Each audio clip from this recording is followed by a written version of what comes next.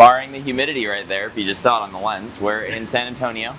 Down at the Riverwalk. On the Riverwalk, and we can walk and talk a little bit. We're on our way to catch the first bus. We're going to go up to the Japanese Tea Garden.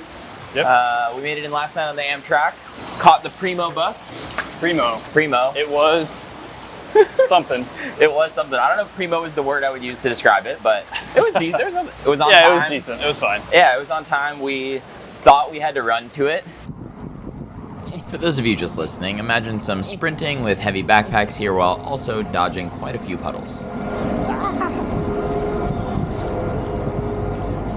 Turns out that it was like a time point, so yeah, we ran for no reason, but that's okay. Now we're gonna go catch. There's kind of a series of buses here, series of different like tiers of buses. It seems like. We're gonna try to check out at least 3 or 4 of them. Yeah, 3 of them. Primo is near the top. Yeah. So what we're about to get on is the metro level, which is like every half an hour service. Not perfect, but it will take us almost exactly to where we need to go. So. And we have about 11 hours in San Antonio, so we'll see how this goes. It is a decent little bus shelter. Yeah, the bus station's great. So Lewis and I have made it out of the hotel. We saw a little bit of the Riverwalk, got our coffee, which is very necessary, and we have walked to a downtown bus station waiting for the 8 bus. And from here, we're going to grab the 8 bus and we're going to go to the Japanese Tea Gardens. It's also this, what is it? Brackenridge Park. Brackenridge Park. I kept wanting to call it Falcones Park. Ah, yes, Brackenridge Park. Route 8, North St. Mary, and Randolph Park and Ride. As we were riding buses throughout the day, each one had a nice looking display showing you where you were and the next few stops coming up, making it much easier to navigate. Got the shot. Oh. Push? You just push it? I expect it to open. Here, let me get the shot of the bus driving away. This is checking the Cities by Diana box a little bit. Intersection core. San Antonio embodies the perfect mix of parking lot build and interchange core, that they put a parking lot inside of an interchange. So, as we are walking over to Brackenridge Park, it's a good time to talk about it. Why did we choose San Antonio, Lewis? Yeah, so San Antonio is... I almost ate it right there. Oh, you can literally see the slip on the ground. Ate it. That would have been hilarious. Oh, you should have fallen for the clicks. I mean, San Antonio is the 7th largest city in the U.S. It's also only about an hour and a half by car south of us. Or about 2.5 hours by train last night. Yes, which we did the Amtrak. There's going to be an episode where we specifically talk about Amtrak and use some of that footage. So if you're not subscribed, you might as well subscribe so you see that when it comes out. Coming up. That episode actually came out 3 weeks ago, and you can go watch or listen to it after you have seen this one. Also, if you haven't already, please hit the like button. It helps us out quite a bit, and consider leaving a comment if you find anything interesting throughout the episode. It's also the largest city in the U.S. without a train system. Right. So that was really interesting to me, is that if we're not going to have a train system, we're going to rely really heavily on buses. Also, there's a brand new chapter of Strong Towns here in San Antonio. Yeah, and our friend Kelsey, who seemingly gets mentioned in every episode, connected us to the Strongtown San Antonio folks, and they've been awesome and have sent over a bunch of recommendations, places we should check out. And later today, we're actually going to meet up with some of the Strongtown San Antonio folks to get some kind of added context on some of the stuff we're going to see today. Obviously, like as a visitor, we can see what we can see, like sidewalks that disappear in the middle of a park, and that sort of thing, but they're going to be able to give us some added context, and throughout the day we may kind of cut in and out with some of that added context, so keep an eye out for that sort of thing. Why is everything in San Antonio in an old quarry? All right, so we were hoping to get some tea/breakfast here, but the gardens themselves that we just walked around, which are really nice, this is a nice little area, they open at 7, but the restaurant/tea house does not open until 10, so yes.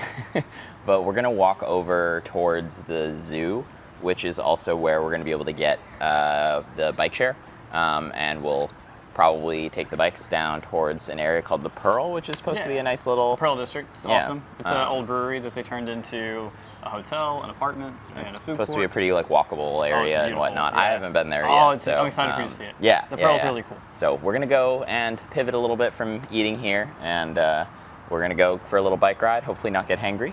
We found a path through Brackenridge Park that connects the Japanese tea garden area with the zoo. We walked for a few minutes and then popped out of the woods right at the entrance to the zoo. We'll have to save the zoo for another trip, but it is also in this Brackenridge Park. Yeah, there might be another transit stop further closer to it, but there's not one in the park. No a transit stop.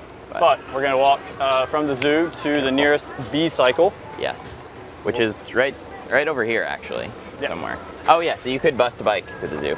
Yeah. All right, we just hit one snafu here. In Google Maps, it shows that there's a B-cycle station here at the zoo. And as you can see, maybe you can see, maybe you can't, there definitely is not a B-cycle station here. Which There are some scooters. There are some scooters. We're gonna do a little bit of research to see if, I mean, that would be kind of a long scooter, if I'm being honest. Although, I was gonna say long and expensive, but the B-cycle The B-cycle is also very expensive. Yeah, for a day pass on the B-cycle is $25 and $15 if you want it just for an hour. Their monthly passes are affordable, I'll say. $33 for a month. Which is, that's super fair Yeah. in my opinion. But if you're here visiting, $25 for a day is yeah, it's quite a bit. We honestly might end up it's bikeway robbery. bikeway robbery. To get some added context on the state of San Antonio's bike share system, here are Yamini and Austin from Strongtown San Antonio.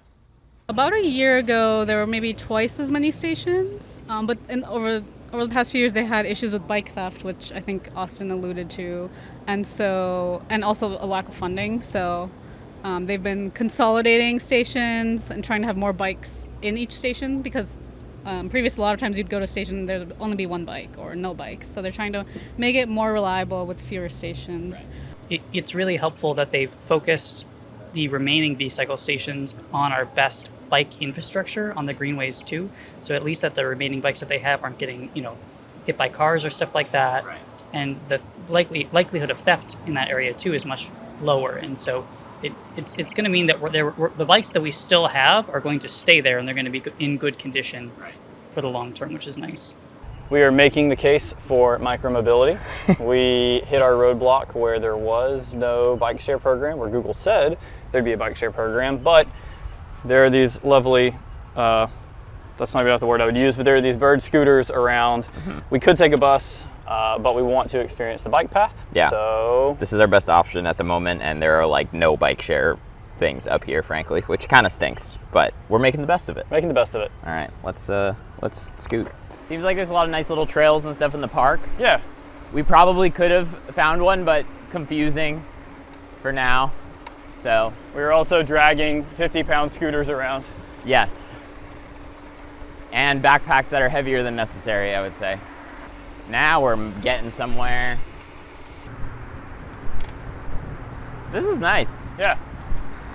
Yeah, no, this is not bad at all. No. And it's going to be a safe crossing under the highway, basically. All right, so we didn't take a bus, but we did scoot over from the zoo to the Pearl District, Yep. which we're going to show you in just a second. Just a little comparison of the bike share versus the scooter. Oh, yeah. For a day pass on the bike, it was going to be $25, or it was about $15 for a single trip. Yeah. Cost us $10 for both scooters to get here. Total? Yeah. Like $10 each? No, $10 total. Whoa, wait, I thought we were going to spend way more money on the scooters, honestly. So the scooters were cheaper than the bike share. And the bike share had been removed, so... So that was a win for micromobility. Wow. I wonder if the scooters are cheaper here. I don't know, maybe. Huh. You just shocked me. Wow. Yeah, this is cute. Yeah, so Pearl District was an old brewery, and when they came and redeveloped it, they used a lot of elements from the old brewery, which is really cool. Yeah. Yeah, and it's kind of funny, I mean, from above, like looking at this on Google Maps yesterday or whatever, this is just like, doesn't look like it's anything, because it's kind of just like surrounded by highways. It's like inside of a little interchange almost. Not an interchange, but next to one. Yeah. No, it's a great district. Yeah. And it's close to downtown and also like right on the Like correct me if I'm wrong, the Riverwalk kind of pokes right through. Yeah, here, it's right along the Riverwalk, and it's right next to the Art Museum. Nice. And this lovely fountain is here. Which is the end caps of old boilers. This? Yeah. Yeah, I mean, the fact that there's no bikes at this one in an area that... This is such a popular area. If anything, there should absolutely be bikes here. They're getting rid of it? Wow. I mean, it's basically already off now. I don't know if you saw, but Houston actually just fully got rid of theirs. Like all their this week. B-cycles? Yeah. Wow. Houston's mayor, we need to do an episode specifically on Houston. Houston's mayor is like killing anything transit related, Vision Zero related, road diet stuff, like getting rid of all of it. If we have anybody watching or listening from Houston with someone who might be good to talk with, get in touch. Anyway, we continued walking around the Pearl District before walking towards downtown on the Riverwalk. More development happening right across the street from it too, which makes sense.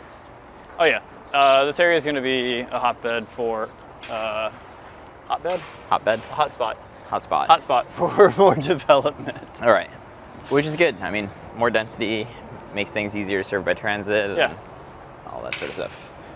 Not to mention, again, I mean, we're gonna walk under the highway in a second, but like otherwise it would have, I don't know. They did a good job of like making this not feel like it's right next to a highway. Right, and it's sort of an expansion of the original Riverwalk, which I really appreciate, and it's just nice. Yeah. It's so nice. Going back to our urban trails, this is a very functional urban trail for San Antonio. Definitely. A city that you wouldn't think of as walkable. I really want to thank the pedestrian lobby for forcing San Antonio to build the beautiful Riverwalk. Yep, we know who our true boss is with the Stroads and the giant highway above us here, but the pedestrian lobby gets the W for this. Although San Antonio has been forced by the pedestrian lobby to build the Riverwalk, this cheap knockoff of Amsterdam is cucked by massive Stroads and parking lots on all sides, reminding the suburbanites who came here for a taste of city living who the real boss is. Oh, and there's little fish under the bridge. Yeah, I like this bridge.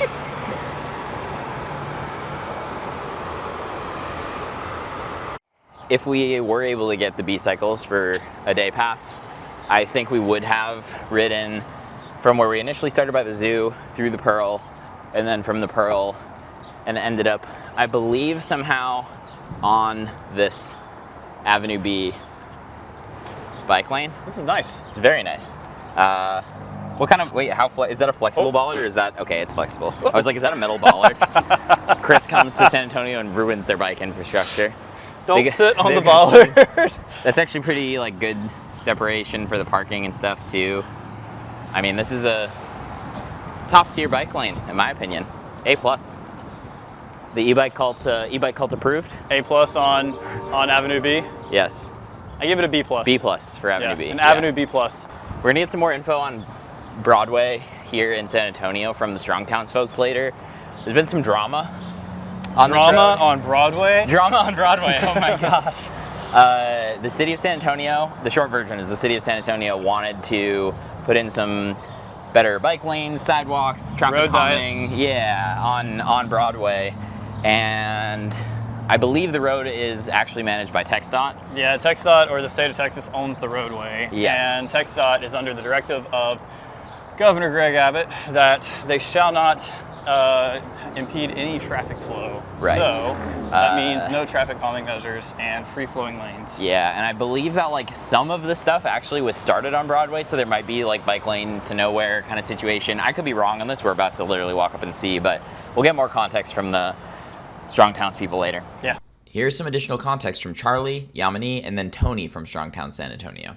Broadway, the portion that is owned by the state, is 6 lanes. Right. It is, you turn off any street and it's a residential road. There are businesses all the way along. Like, it is the textbook Strode. So nothing about it makes sense from a driving perspective, much less from a commuter, transit, walking, bikes perspective.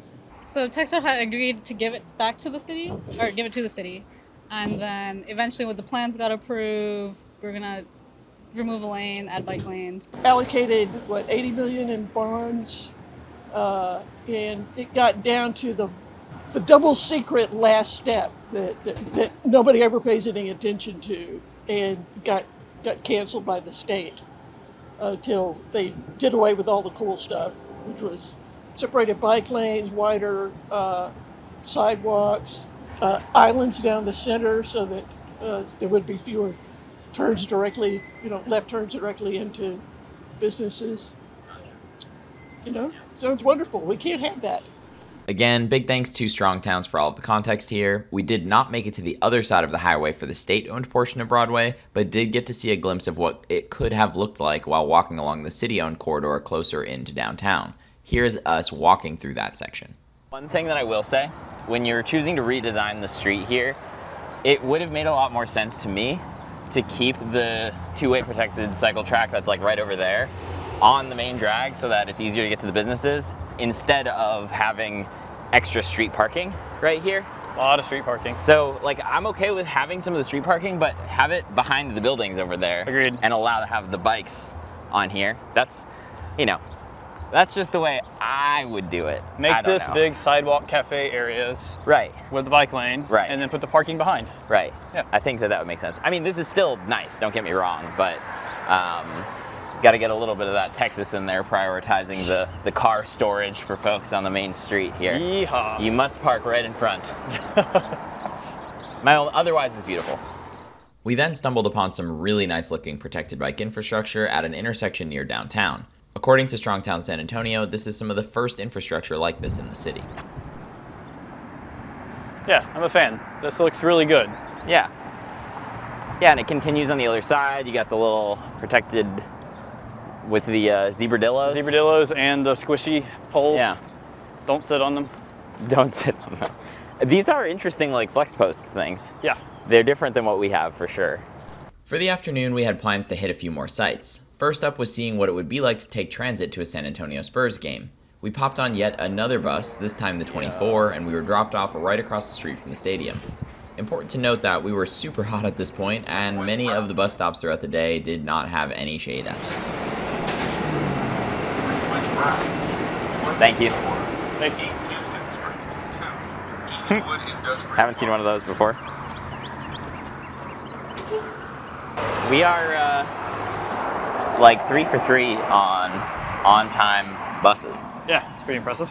And but like, again, it's because there's no traffic and there's so many lanes. So many lanes. It's all free flowing. So maybe more lanes work. They're so lane pilled that. So we made it to the Bexar County Community Arenas, which includes the AT&T Center, or actually now it's the Frost Bank Center, I believe, where the Spurs play. We also have the Freeman Coliseum, where it is apparently Superhero Comic Con. Yeah. Which we are not going to, but had we known. Yeah, maybe we should have brought our superhero outfits that I don't have. There you go. This is my superhero outfit. I'm Transit Tangents man. Yes, there you go. Gondola guy. Gondola guy. Anyway, there were sidekick, gondola guy. There were people who got on the bus with us. We were kind of near the Alamo, and they are definitely like visiting San Antonio. And they went from the Alamo basically to this Comic-Con thing. We're watching them like walk in right now. So, I would say as a tourist, I'm ordinarily apprehensive about taking the bus places because it's more confusing than the metro, but people are doing it. And this was pretty straightforward to get here. It was, yeah. And honestly, like, we haven't talked about it yet, but the wayfinding on the buses here is actually really good. On every bus we've gotten on, the digital screen shows you what stop you're coming up to next and like the next 5 after that. Yeah. And it's been very accurate the whole time too. It's not like lagging really far behind or anything. Which I feel like at this point should be sort of a bare minimum for metro buses. But it's totally not. Definitely. Throughout the day, anytime we have gone out of downtown and wanted to get somewhere else, we basically had to get back on the same bus and go downtown again before catching our next bus. This was the case when leaving the stadium and is pretty common in general, but I felt was worth pointing out. One other thing of note for the stadiums is the potential for a connection via some sort of future intercity rail between Austin and San Antonio. This was a point made by both Travis County and Bexar County judges who are advocating for that project. We will do a future episode on this, so if you are not subscribed on YouTube or following on your favorite podcast platform, please go ahead and do so. Anyway, to avoid getting too repetitive, I'm going to summarize a bit here. Our afternoon involved coming back into downtown to see San Antonio's biggest historical attraction, the Alamo. We walked around some of the free exhibits outside, but doing the full tour is definitely recommended if you have the time. At this point, we had one more major stop before meeting up with Strongtown San Antonio and then catching our Greyhound back to Austin. That stop was to head to Mission Concepcion. We found ourselves yet again running to catch the bus and getting on in a rush, which caused a minor issue. Bus, don't leave us. We missed Oh it. no! No, it's stopping. Oh god. That's Stupid bus. We may or may not make it. Don't leave. I got that entire run on camera. Nice. We may or may not be on the correct bus. That was my bad. I accept responsibility for getting us on the wrong bus. What's hilarious is we ran. We ran to get to catch this bus that we thought was 2 minutes early. Yes, but in reality it was exactly on time. The good news is it runs up this street right here. It runs parallel for a to while, the path at we least. meant to take. Yeah, so crisis averted. Crisis averted. And we're just running for the drama. gotta keep this interesting, right? Who doesn't love running when it's 90 something degrees and humid out? I run for clicks. Run for clicks. Where's the bus stop? There's a bus Over stop. there. Oh, we need to be on the other side of the street. We do, and this street, there's nowhere to cross. There's no crosswalks from that light all the way over there to that light here. So we're just gonna do it. There should be a crosswalk here. And there should be a pedestrian hybrid beacon. Yeah. Let me put my glasses on and push them up while I say that. There should be a pedestrian hybrid beacon here to... Are you making fun of people who care about pedestrian I'm safety? making fun of Lewis? myself, yeah. I'm making fun for knowing the phrase pedestrian hybrid beacon. I didn't actually know that. You mean a PHB? I didn't know that. Yeah. So, yeah, we need to request a PHB. We're just commenting on how this road is unnecessarily... It could use it's a good candidate for a road diet. This is probably. a 4-lane road. There's not a whole lot of traffic at the moment. It's midday on a Friday, so I'd assume there would be more traffic. Like this with a center turning lane and bike lanes on the side, or turning these outside lanes into bus lanes. Bus lanes, that's what I was thinking. Instead of bike lanes on this one, put bike lanes on the other road that runs parallel. Yeah. Bus lanes here and a center turning lane. Says the bus should be in 2 minutes. I think that's it. That's it. Look at that. No phantom buses here in San Antonio. So we are now going to fix our mistake. We're going to catch the 34, right? Yes. 34. We're going to catch the 34 bus. We're going to head down to one of the San Antonio missions. This one's Mission Concepcion. Take a look at it. I've never been. Super excited. Yup. Oh, puddle. Go for it. Thank you.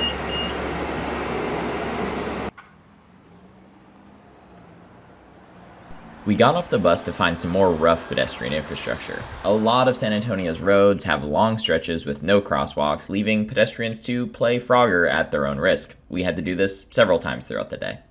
There should definitely be, there's no crosswalks for like an insane amount. Oh, Cybertruck. Crosswalks are definitely an afterthought, or not a thought at all. Not a thought at all. I mean, it's not like there's not people living here. And I mean, there's apartment complexes, people driving around their Cybertrucks to run you over. No, I'm kidding. They'll cut you in half. They'll cut you in half. Just like have you seen the videos of people they're putting carrots in the... And we made it to Mission Concepcion here, which was pleasantly way nicer than I think either of us expected. I've always heard about the missions. If you're going to go see the Alamo, you can see it, but make sure you come to the missions because it's very impressive. This is going to blow away in the wind. Instead of showing the things on the map that Chris is struggling to show, we can probably show some of the shots from inside. Yeah, we will. But it's really impressive. Most of the missions were founded in 1731 by the Spanish, and that was really how they built an empire. And they're kind of all along the river here. And we just learned that there's actually a bit of like a walk, a trail that you would do to kind of connect them all. And it's a National Park Service trail that you can take to see all of the missions. And they're basing it kind of off of the similar walk in Spain. Blanking on the name of it off the top of my head, but we just had a nice conversation with somebody inside who explained some of that. Yeah, so. If you come out here, the Pilgrimage Center at Mission Concepcion, the employees there are incredibly friendly. As we walked out the door, I said it was the most friendly, enthusiastic people in any store that I've ever been inside of. They're great. Yeah. Absolutely great. Yes. So wonderful people. Come check it out. Beautiful building as well, and like really great grounds. But yeah, come see some history. This is how the Spanish built an empire. They shipped missionaries and soldiers together and built these missions and continue to expand their borders. So it's really interesting to see this piece of history in the Spanish Empire. And one last switch for my arm. So what's next, Lewis? What is next is that we are gonna hopefully redeem the bike share usage. There is a B-cycle bike share thing just out of sight over there in the sun, which is why we're not standing there right now, because we're melting, or we would be melting. We're gonna hop on the bikes and route the road a little bit, but we can actually get onto part of the Riverwalk, which you are allowed to have bikes on through this section, and bike to the Blue Arts District, which is an area that was recommended to us first by Strong Towns San Antonio, but then also by the folks inside here at the Mission Concepcion. We're gonna ride over there, check out that area, and then we'll be meeting some of the Strong Towns folks at a restaurant close by. Yeah, so it's a good read. This is a much better experience than New Orleans. I was literally thinking the same thing. I would have already been over to New Orleans. I could do this for a while here. Yeah, this is so much better. I mean, this is some Greenway-oriented development if I've seen it. We just left a church and now here we are seeing some God. That was really nice. That was nice. All right, B-Cycle, you've redeemed yourself. Just need more of them. Yeah. After our lovely bike ride, it was time to meet up with Strong Town San Antonio. We chatted with folks for about 2 hours and included some of that mixed throughout this episode. We may release some bonus content or do a separate episode in general in the future with some of the rest of that conversation, but unfortunately could not fit it all here. Big thanks again to everyone who came out and even gave us tips throughout the day. We will include links to more information about Strong Town San Antonio in the description. Wow, I look like shit. We've had a long day in San Antonio. So we just finished talking to the Strong Towns folks who were very lovely. So lovely, in fact, that we talked for probably too long.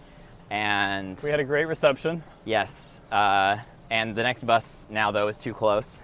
So we have to catch a B-Cycle again, and we're barely going to make the Greyhound. We're going to make it. Yes, we'll make it. All right, we hoofed it downtown on the bikes. Now, because the B-Cycle locations are not that convenient, we now have a 9-minute walk, but at the rate that we walk, it will be like a 4.5-minute walk. Our iced coffee walk. But we're definitely hustling a little bit. Yeah. And if we miss this bus, not to be dramatic, but if we miss this bus, there's not another one until like 1 o'clock in the morning. Our Greyhound leaves at 7:15. Yep. It is 7:01 now. We'll arrive in Austin by 8:40. About 8:40ish. 8:40. We do want to like extend a very special thank you to Strong Towns San Antonio. It was awesome to have 8 people show up because they like wanted to talk to us. We were like, oh, maybe 2 people will arrive, and 8 people showed up. It's amazing. Yeah. And to hear their perspectives about what it's like, you know, not just doing what we did, which is doing San Antonio in a day using only public transit, but like what it's like living here and using that as your method to get around all of the time, some of the time. It was awesome hearing from Tony, who she lives car free. Yeah, completely car free. In downtown, but also hearing from folks like Jay and some of the others who live further out and who that's really not an opportunity at all for. Right. So final thoughts, I think San Antonio surprised me with how quickly the buses came. They're always on time. Us getting around town and making like last minute decisions actually worked out until really the very well. end, I guess. Until this. Yeah. Because the reason we did the B-Cycle at the end was because the bus was a bit behind schedule. Although, is this the bus we were going to get? Probably. I think it might have been. From my perspective, it's like, there are things perfect? No.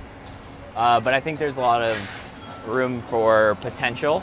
There are people who care, who are trying to do what they can. It sounds like there is some political will. Like sounds like the city council. Government's actually being very receptive to ideas. Yep. So, you know, all of those things is a recipe for good things to come.